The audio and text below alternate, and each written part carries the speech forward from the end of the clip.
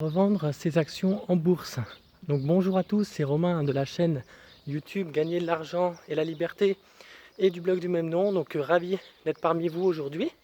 Abonnez-vous à ma chaîne et puis également cliquez sur la cloche des notifications pour être informé de toutes mes publications. Donc ce que je voulais partager aujourd'hui, c'est est-ce qu'il faut revendre vos actions en bourse? Parce qu'aujourd'hui, dans cette période particulière de crise sanitaire, de crise sociale, de crise économique, c'est vrai qu'il y a de quoi se poser la question de savoir si ça reste avantageux ou non de conserver ses actions. Alors bien sûr, tout dépend si vous avez une vision de court terme ou une vision de long terme. Si on se base sur la vision de long terme, l'optique c'est de ne pas revendre, de conserver un maximum, et ceci dans le but de pouvoir continuer à toucher des dividendes et à profiter des augmentations éventuelles d'actions par rapport à ça. Donc voilà, je vais faire un petit coucou au chat en passant. Il est très gentil, hein. Coucou, coucou le chat. Coucou. Il est très gentil le chat. Il a failli me griffer, mais bon, ça va. J'adore les chats. Oui, je disais, effectivement, dans un contexte comme celui-ci, on peut se poser la question, savoir si on doit garder ou non ses actions en bourse. Et il y a beaucoup de personnes qui paniquent parce que forcément, il y a une grosse dévalorisation, il y a des pertes très importantes et surtout, on n'arrive pas vraiment à voir dans l'avenir. Maintenant, moi je dirais que on peut rester positif dans le sens où, eh bien, ce qui s'est passé hier dans un pays, ça s'est rétabli. Par exemple, si vous prenez la Chine, aujourd'hui il y a beaucoup moins de personnes qui sont contaminées par le coronavirus et c'est pareil, ça va d'est en ouest et donc pareil en France ça diminue. Là actuellement ce sont les États-Unis et on peut espérer que peut-être d'ici un mois le coronavirus est complètement disparu ou du moins ne soit plus d'actualité. Donc après c'est pas forcément une bonne idée de revendre ses actions, même si après si on regarde par exemple Warren Buffett et son associé Charlie Morgan, ils ont revendu l'action Delta Airlines, donc dans le domaine de l'aviation, comme c'est le cas de Air France pour la France. Aux États-Unis, c'est Delta Airlines, c'est une des grosses sociétés aériennes. Mais après, est-ce qu'il faut pour autant suivre ce que fait Warren Buffett? Sous prétexte que lui va vendre, vous devez vendre également.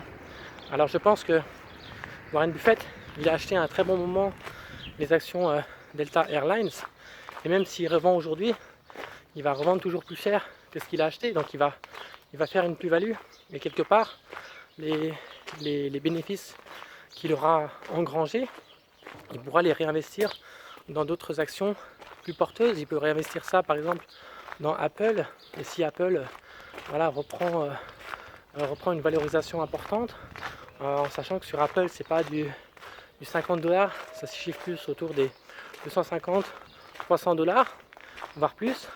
Donc ça peut vite grimper de manière conséquente. Donc c'est la raison pour laquelle eh bien, il ne faut pas s'empresser de revendre. Vous pouvez le faire peut-être sur des actions, effectivement, sur le domaine aérien qui ne se porte pas très bien aujourd'hui. Mais si vous le faites, entre guillemets, ça veut dire que vous avez fait une erreur au départ. Que l'erreur, c'est pas dans le fait de vendre, c'est plutôt dans le fait que vous avez fait une erreur au départ. Vous avez mal acheté, vous avez acheté à une période où l'action était haute. Et donc du coup, vous revendez aujourd'hui et vous perdez de l'argent. Vous avez peut-être acheté 50€ l'action et aujourd'hui vous la vendez 40€ multiplié par tant d'unités. Donc ce qu'il faut surtout se poser comme question, c'est est-ce que j'achète bien? C'est comme dans l'immobilier, si vous achetez bien, vous allez forcément revendre bien. Par contre, si vous achetez mal, forcément vous avez plus de chances de perdre de l'argent.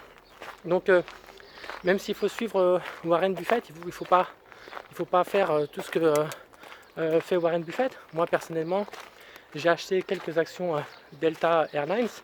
Je crois qu'actuellement il est à 20 $, quelque chose comme ça.